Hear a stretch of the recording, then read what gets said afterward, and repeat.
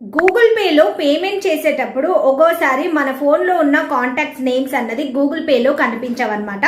So అలాంటప్పుడు ఏం చేయాలి అంటే ఈ సెట్టింగ్ అయితే ఆన్ చేసుకోవాలి.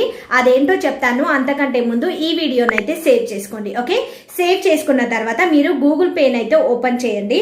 ఓపెన్ చేసిన తర్వాత మీకు ఇక్కడ పైన ఐకాన్ కనిపిస్తుంది చూడండి, మీ ప్రొఫైల్ ఐకాన్. దానిపైన అయితే క్లిక్ చేయండి. క్లిక్ చేసిన తర్వాత కొంచెం స్క్రోల్ చేస్తే మీకు కూడా సెట్టింగ్స్ ఆప్షన్ అని వస్తుంది. ఓకే, సెట్టింగ్స్ ఉంటుంది. ఆ సెట్టింగ్ పైన అయితే క్లిక్ చేయండి. క్లిక్ చేసిన తర్వాత మీకు ప్రైవసీ అండ్ సెట్టింగ్ ఆప్షన్ కనిపిస్తుంది. ఓకే, దానిపైన అయితే క్లిక్ చేసుకోండి. క్లిక్ చేసిన తర్వాత మీకు ఇలాంటి ఇంటర్ఫేస్ ఓపెన్ అవుతుంది. ఇక్కడ how people find you on Google pay అని కనిపిస్తుంది కదా, దానిపైన అయితే క్లిక్ చేసుకోండి. ఓకే, క్లిక్ చేసిన తర్వాత మీకు ఇలాంటి ఇంటర్ఫేస్ అయితే ఓపెన్ అవుతుంది.